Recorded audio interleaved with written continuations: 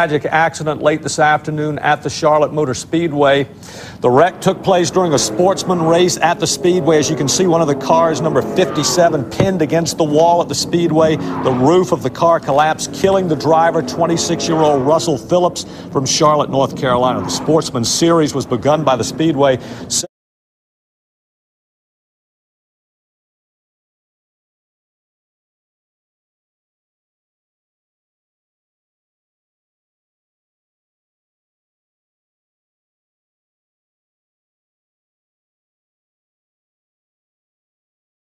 Of the day. Look back on the right side of your screen. You see Stefanik, the one car. He gets sideways. There's Goodale around. Timmy Salamito into the wall. And there's Juhas really just forced into the outside wall there by the 75 of Salamito. Well, that's impact that you don't often. Bernhardt, the yellow car is still in the picture, but Buddy Baker, who has a lot of sentiment among veteran observers, as one of the real. Oh, we have a problem. Is throwing the tire.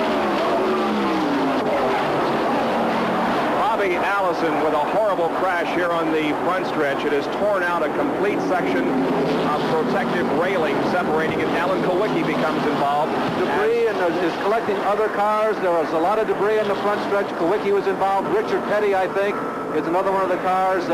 Lots of debris on the front stretch. The racetrack as they come into the tri-oval. Stay on the yellow line. They're trying to make something happen up top here. Stay on the yellow line.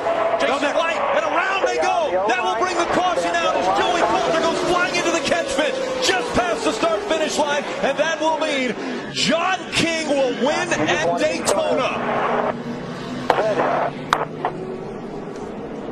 The caution came out just as the pack made it past the start-finish line. Maybe the least experienced driver we had in the field. John, pass them. John, pass them. Slowly, gently pass them. Pass them, pass them, pass them, pass them, pass them. There you go. There you go. Slow it down now. Slow it. John King wins his first ever Camping World Truck Series race in just his 8th start. He becomes the 3rd driver to score his first career win at Daytona, and this is how it happened as far as the caution coming out. Look back in the middle there, the 22 of Joey Coulter.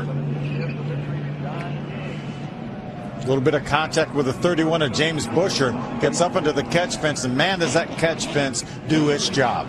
And of course, Ty Dillon slipped right through again. See Ty there in the truck with the bright neon orange, just slips right through. I'm just glad Coulter's okay. That was wild looking. See the way it ripped that back of that truck apart? Well, it sure did. And the front.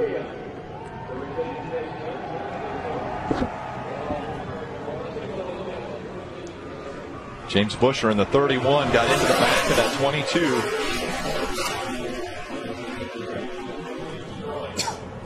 Watch this. Well, look at that ride, will you? Is that Hornaday going underneath Joey Coulter? Hornaday underneath the 22 of Joey Coulter. Watch this from Ron Hornaday's onboard.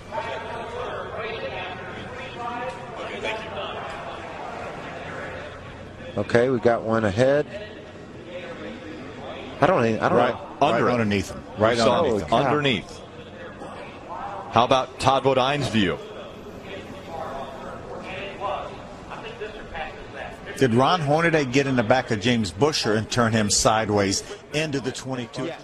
About the 6th or 7th place car. There's Jeffrey Bodine, bam, in the outside retaining wall, and watch as he tumbles down the straightaway. Now, again, right, another truck is going to come along and hit him. Here, watch and listen.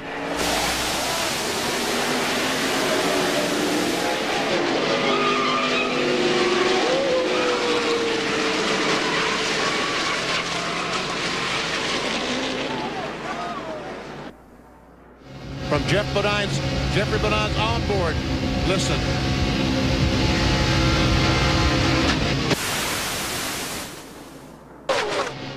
One more angle. Lyndon Amick, the green car, goes down. He and Kurt Busch go up, and they touch the 46 of Rob Morgan, and in the outside retaining wall goes Jeffrey Bodine. The truck comes totally apart. You'll see the motor flying off there on the left upper portion of your screen. It ended up about 300 feet further down the track. One more view. Look how high he got. I've been around this sport since 1960, and I've never seen a crash that a vehicle was torn up that bad. There's Jeffrey Bodine after he was taken out of the truck trying to get the oxygen mask off as he's taken to the ambulance. Benny, just a terrible crash, but... Look, trouble. Ryan Newman, hard into the wall. Michael McDowell, hard into the wall. Caution's out, caution's out. Terrible crash. Yeah, you look right over here, you see, like not Ryan Newman overran that corner just a little bit. You see quite a few cars over there. Come back on the track. Contact between Biffle and Newman. Yes, Biffle came back on the track. Newman was right there. Got into him and hard into that guardrail and the tires. Sends him back out in the middle of the track here into McDowell. See the rear end housing loose from the car and then it goes over the fence. That last impact from McDowell was the one that probably knocked the wind out of him. It was Biffle coming back on the track that made Newman try to avoid running into him. I don't know. I don't think he can step out until he waits till the last second and picks up. He goes to the outside. Is Edwards going? Oh, no. He turns him. No, no. Oh, and that destroyed the front end of Newman's car. No. Edwards will not make it to the flag. Oh, Brad Keselowski won this race. Unbelievable. Carl Edwards' car destroyed, and Junior's protege, Keselowski, the winner, and Carl Edwards is moving around and ready to climb out. Larry, look at that. The carburetor's gone off. It's completely gone. Carl did what he wanted to do. He stayed at the back all day long. He played it smart. Had this race possibly won. Not now.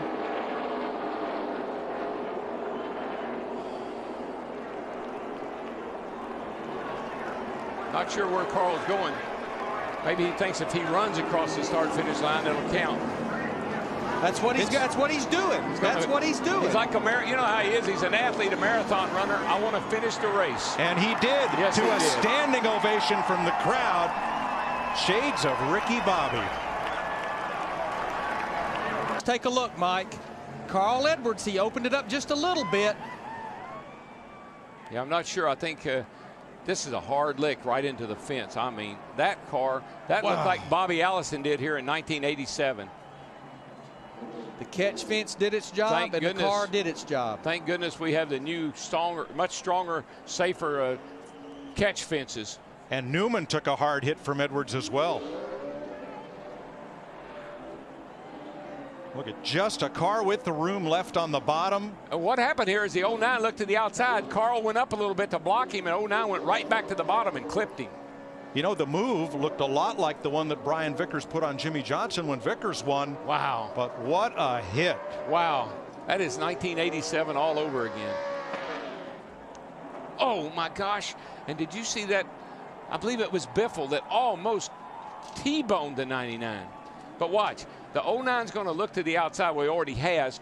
Carl went up to block him a little bit. Now he's going to come down to try to block him again. And you get one shot at it, but you don't get two. Watch this. What a lick. Oh my gosh. Unbelievable. You know, and looking very carefully at the catch fencing that held, and I did not see any debris go into the grandstand. And that certainly. To the bottom of the track. Junior will win at Daytona. And the big one happens behind them. Oh my God.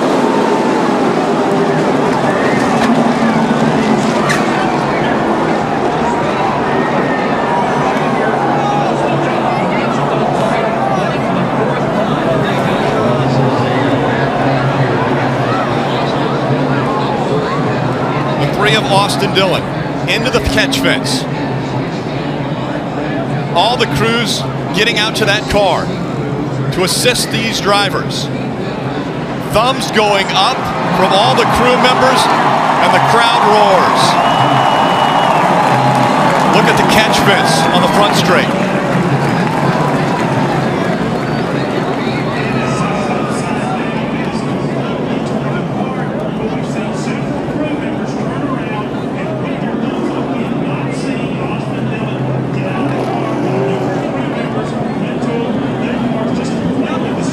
members pulling.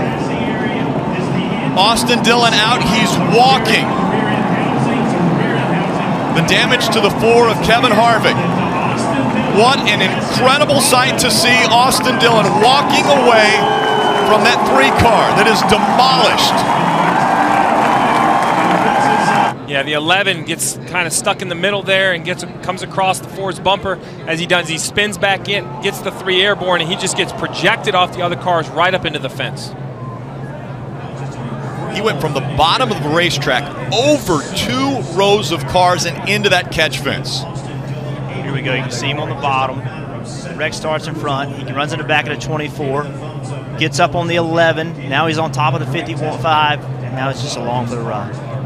Watch the car stop. Watch the car stop. It gets into those poles, and it goes from, I don't know what, 180, 190 miles an hour, I'm just guessing, to a complete stop. That is unbelievable. And it looks like that's 3,500 pounds. That stock car is extremely heavy. You see here, after he's upside down, the 2 is spinning. Obviously, he's already lost control, makes more contact with the 3.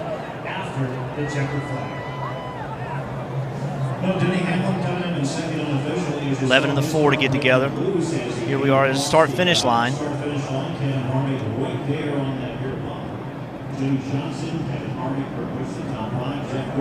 It just pushes the 3 up into the air enough that it rolls over the top of a car. And then that momentum just continues to move him into the catch fence.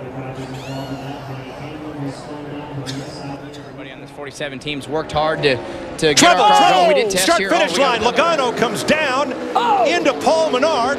One car gets up on top of a group and goes flipping over and over, and the 30 lands on its roof. That's Parker Kligerman, Cole Witt's teammate that just wrecked in that first caution. Brandon Davis's team, Swan Energy, suddenly has 2 cars torn up. There's Dave Blaney with the single car 77 team. Look at a coil spring there that's come out of one of these race cars, a rear coil spring. All right. In the 30, Kligerman. He's got to be careful, Mike. He cannot unleash his seatbelts or else he will fall down and hurt himself. He needs the safety workers to help him, hold him up. As they come off turn number 4, that's Menard to the inside and Kligerman, the 30, to the outside. Actually, Matt Kenseth in the 20 looks like he kicked up into Joey Logano in the 22 that turned him sideways. Trevor Bayne, the 21, looked to me, Larry, like he was going to bump draft. Got him going. A lot of different. Regan Smith 7, Keselowski 22, Stewart 33, and contact! Smith turned around. Tony Stewart is going to win this race. A terrible crash coming to the finish. This is a big wreck. Kyle Larson's car with the front end severely torn off.